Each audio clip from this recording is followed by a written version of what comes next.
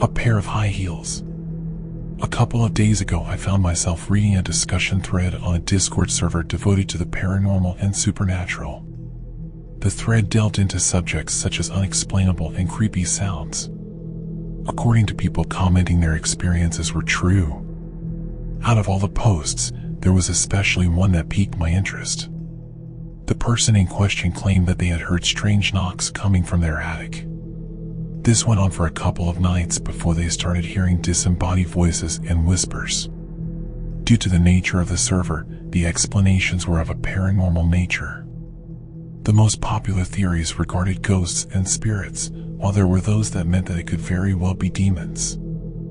I guess what I'm about to share also could be chalked up to something similar, but I'm not sure. In fact, I believe that it could be something even worse. But before I get ahead of myself, allow me to explain what actually happened to me back when I was 10 years old. It was the 90s. At the time, I was still living in my childhood home. It was a large, 2-story, semi-detached house, quite modern for the time. We had a pretty sizable backyard where I would spend time outside of school with my friends. There was also a garden that my mother attended whenever she could, and where she not only grew flowers and plants, but also vegetables. All in all, it was a great place to grow up in. Looking back, I would say that I spent some of the best years of my life in that very house. There was nothing to fear. Never would I have thought that feeling could change, but it did. Something happened, something that would sully my idyllic youth forever. To be honest, relief washed over me once we moved, several years later. My older sister had recently moved out to live with her boyfriend. Left in the household was me, Mom, Dad, and my older brother, Sean. As per usual, Dad was away on one of his business trips. That evening, Mom and Sean were at the community center taking jitterbug classes. For the last couple of weeks, I'd been allowed to stay home alone. While it might only have been for a few hours here and there, it was a huge step towards independence for me. Since this was the age before cell phones, at least the readily available variety, and the internet, I had to go over to the neighbors if I needed something. I was seated on our couch in the living room upstairs, watching TV, with a full glass of soda and big bowl of snacks. As this was at least 30 years ago, I can't recall what movie was on, but I believe it was some sort of cheesy 80s action flick. My mother was very overprotective, and had she known I was watching something like that, she would have lost it. I suppose that's what made it more exciting. After all, I was breaking a sacred rule, but there was no one around to stop me. It was when I was about to head downstairs to refill my glass that I came to halt. My ears pricked up, as if they had caught something. Outside, the autumn rain poured without restraint. Something, probably a tarp of sorts, was flapping violently in the howling wind. Explosions, gunfire, and cheesy one-liners poured out from the TV sound system. I could hear my own breaths and the beating of my heart, both filling my eardrums. But although my senses were picking up an onslaught of sounds, none of them stood out as strange or unsettling. I figured that, as it was dark outside and I've only had the house to myself during daytime, that I was on edge. On a stormy evening like this, your mind had no issue playing tricks with you. The subtle feeling of tension soon faded, and I proceeded to head down to the kitchen for a refill. A few minutes later, I gently sunk down in the couch again, as to not spill the contents of my glass. However, it wouldn't take long before I thought I heard something again. It sounded like creaking. Must be due to the weather, I thought to myself. That said, something didn't feel right.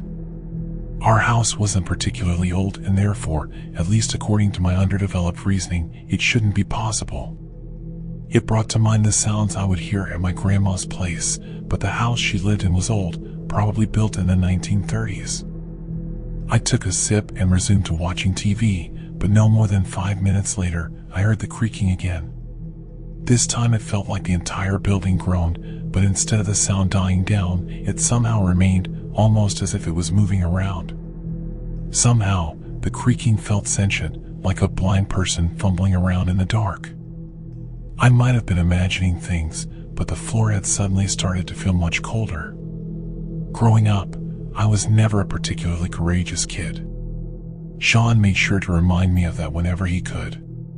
So instead of investigating the noises, I grabbed a blanket from the backrest of the couch, pulled it up to my chin, and turned up the volume. My eyes were fixed on the screen as I tried to block out everything else, but my attempts were fruitless. The creaking just kept going and going. Eventually, I decided to turn down the volume ever so slightly and try to determine what I was actually hearing. Through the downpour and the gale, I could hear things more clearly. Right next to us, separated only by a wall, lived our neighbors, a family of 5, of which 3 of them were kids either younger or much older than me. My parents were on good terms with the parents. For the most part, at least. Their kids were a whole other story. Every time they would get into an argument, it wouldn't take long before it all escalated into something reminiscent of a small-scale war. In fact, one of the kids' rooms, the teenager daughter's I think, was situated right next to the room I was in. I relaxed a little, convinced that I had solved the mystery. But just to be on the safe side, I put my ear to the wall and listened, certain that I would hear footsteps or at least someone blasting music, but I was met by dead silence. If it had been a normal day like any other, that would have been a relief, but this realization only raised more questions. I did, however, know of a way that would dispel my confusion and set the record straight, once and for all. My brother's bedroom window happened to face our front yard as well as the neighbors'. The plan was to simply go and have a look, just to see whether or not the neighbor's car was parked on the driveway. I just needed to make sure not to disturb anything in Sean's room. Besides, he was a jock type of guy and I was a nerd, polar opposites, and hence I had no interest going through his stuff. I opened his door and looked in. The lights were out and I could make out the window on the opposite end. Without looking around, I snuck straight ahead, and once I had closed the distance, I peeked outside. Across our street I could see the trees moving violently in the wind. The rain was pouring down, so much so that a nearby gutter inlet had started to flood. For all the years I lived in that town, I had never seen anything like that. In fact, I was so mesmerized by what I was seeing that I almost forgot why I even entered Sean's room. But eventually, I focused my gaze on our neighbor's driveway. I furrowed my brow, no cars whatsoever. That's when I recalled something my mother had said earlier that day. Apparently, the neighbors were out of state to visit some relatives. In fact, they had asked my mother if she couldn't take in their mail, water plants, etc. while they were gone. Somehow, I had completely forgotten about that. Then again, I barely knew them, so who can blame me? Something else also became apparent to me. The noises I had heard earlier had now ceased. I wasn't sure what to believe anymore, but the more I looked out that window, the more I blamed the weather. Safe to say, it was really bad, and even if our house was fairly new, it was not sturdy enough to withstand the power of the elements. And with that, I went back to the living room, but also making sure that I closed the door to Sean's room. Back in the comfort of the couch, I pulled the blanket over me and tried to pay attention to the movie, but truth to be told, I was no longer up for it. My unease had made me sweat so much that my shirt was sticking to my skin. I also felt feverish. The air in the room felt stifling, making it harder to breathe. I shot a glance at the wall clock. 8:15 p.m. Now that I'm an adult, it's a bit embarrassing to admit, but at that moment I really missed my mom. Hopefully they would be home soon. A childish thought came over me. If I kept staring intently at the clock's hands, then maybe, just maybe, time would move faster. Keep in mind, I was a gullible 10-year-old who had no real grasp on anything outside of video games and movies. Said and done, I focused my gaze, trying to make the hands of the clock move faster by sheer force of will. Not surprisingly, it didn't have any effect. The more I strained my eyes, the more blurrier my vision became, and before I knew it, I dozed off, if only for a few minutes. With a violent, jerking motion, I all of a sudden sat up straight. At first I was unaware what had woken me from my slumber, but then I heard it, the footsteps. They had returned. Something was different though. I can't tell whether this minor detail had always been present or if I just now had taken note of it. The steps had this clicking sound to it, as if someone was wearing shoes. Not only that, I was now made aware of exactly where the sounds were coming from. Cautiously, I slowly turned to face my parents' bedroom. The door stood ajar. This came as no surprise, as my parents had left it open after they got up. But with that said, the footsteps were definitely coming from that very room. From where I sat, I couldn't see anyone in there. I looked up, and that is when I saw it, the small attic door in the ceiling at the edge of my parents' double bed. I froze, my eyes fixed on the unassuming hatch. It is widely known that most children fear confined spaces such as attics and basements, and even though it is possible to turn on the light, there are still nooks and crannies that the light cannot reach. What if something lurked in those very shadows, within in those unlit corners? Beings or things clad in a shroud of dust and mold. My attention shot back to those footsteps again. I listened intently, and then it dawned on me. Whoever it was, they did more than merely walk. They were dancing slowly and intricate, yet incoherent and inconsistent, as they were getting used to a new pair of legs. Throughout the entire evening, I had tried to use logic and reason to push away my juvenile imagination. In that regard, I was a product of my father, while my mother was more open-minded, even spiritual, in nature. I can recall the times they argued whenever my mother brought up subjects such as life after death and spirits, and how he always shut her down. It's nothing but superstition. Yet, no matter how hard I tried to apply his way of thinking, for every second that passed, that I could not make sense of it. Instead, I cowered on the couch and wrapped a blanket around me until I felt like a pupa encased in a protective cocoon. It actually worked. Gradually, as the heat of the blanket crept into my skin, I started to calm down. My unwanted guests started to withdraw from my consciousness. My dad's logical way of thinking returned. In my mind, I started envisioning the attic. Something scurried and crawled in the dark. Mice. Rats. The sound of their claws scraping and clicking against the attic floor. Yes, of course. Why hadn't I thought about that earlier? I could even recall the times my dad would go up there to put up traps. What a fool I had been. I felt invigorated, brave even, but what came next sent a chill up my back. I had more or less convinced myself that the sounds were produced by rodents when something else bled into my ears. At the age of 10, I had only heard maybe once or twice, but it was so distinct that I would never forget it. Someone was opening the attic door. The squeaking of the unoiled hinges reminded me of nails on a chalkboard, only much worse, as they sent shivers throughout my entire body. The once protected blanket cocoon now felt like a prison, a brazen bull in which I was being cooked alive. As soon as the squeaking stopped, it was followed up by the soft thump of the attic stairs hitting the carpeted floor. That very sound was the thing the reptilian part of my brain. I freed myself from the suffocating embrace of the blanket and vaulted over the backrest. As soon as my feet touched ground, I bolted down the stairs without even so much as throw a glance towards my parents' bedroom. The stairs were steep, and it was a miracle that I didn't trip and break something. As soon as I reached my room, I locked the door and hid under my bed. I dared not to move while paying attention to every little disturbance. It was silent for a while, but then I heard what could have been the sound of someone climbing down the attic stairs, one step at a time. I dreaded the worst, that as soon as they, whoever they were, would make their way downstairs, all the way to my door. What would I do then? I was cornered. This was it, I thought. This was the night that I was going to die. So, I closed my eyes, bracing myself for the end. However, no one came.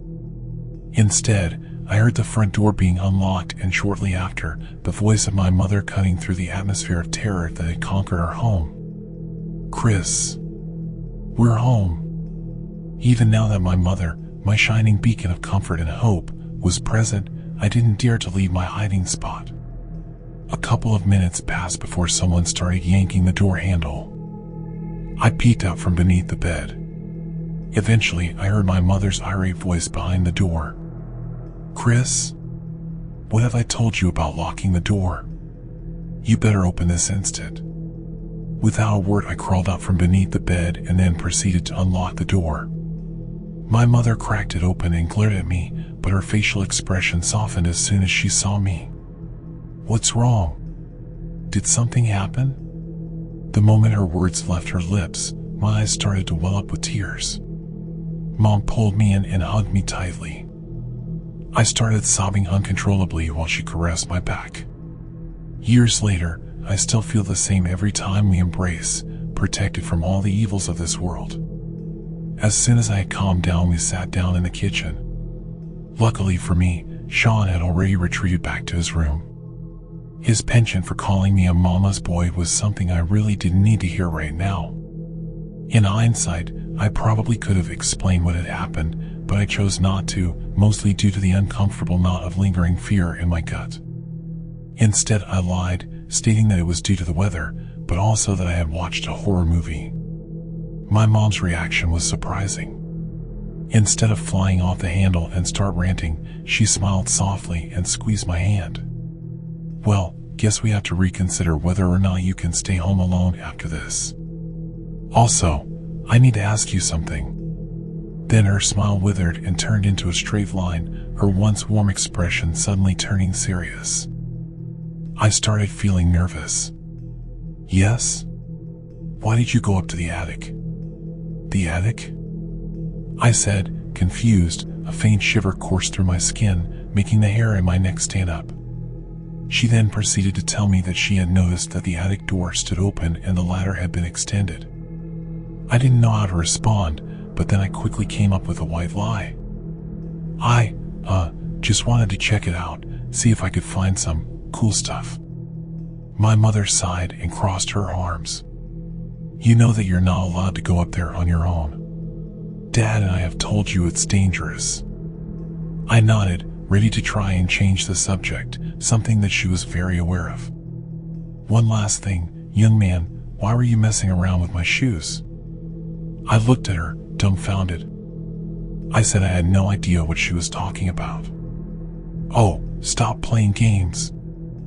I saw them, bright as day, an old pair of high heels, sitting on the very last slat of the ladder. That was the first and last time we ever discussed the attic as well as that pair of high heels. My mother, as stated earlier, was more open when it came to the paranormal, which leads me to believe that she knew something was up. If so, then why didn't she say anything? Could it be because she could tell how frightened I was and therefore she didn't want to make it worse? Some of you might expect me to follow this up with more unexplainable occurrences taking place in that house, but that's the thing, I never experienced anything like that ever again. Not even after me and my family moved out when I was 18. As far as I'm aware, the same family that bought our house still resides there. Regardless of the incident, I still found myself checking it out whenever I was in the neighborhood. For the first while, the sight of it filled me with a melancholic longing for more innocent times without responsibilities. But eventually, the memories of that dark, autumn evening reared its ugly face. It's been a while since I last went there. Honestly, I'm not sure when or if I'll ever go there again. So, this brings me to today, some 30 years later. Before I started writing this, I called and asked my parents about the plot of land where they had built our house, specifically if there had been any buildings there prior to ours. I had mentally prepared myself, ready to be told the gruesome tale of a murder house that was burned down after the husband had butchered his entire family. Or maybe it used to be an ancient burial site or a place of worship where a blood cult performed human sacrifices to some dark, unspeakable deity. Yeah, those last two were a bit of a stretch, but the first one at least felt somewhat plausible. The truth, however, was that there had been no signs or traces from any previous structures or the like, just a pattern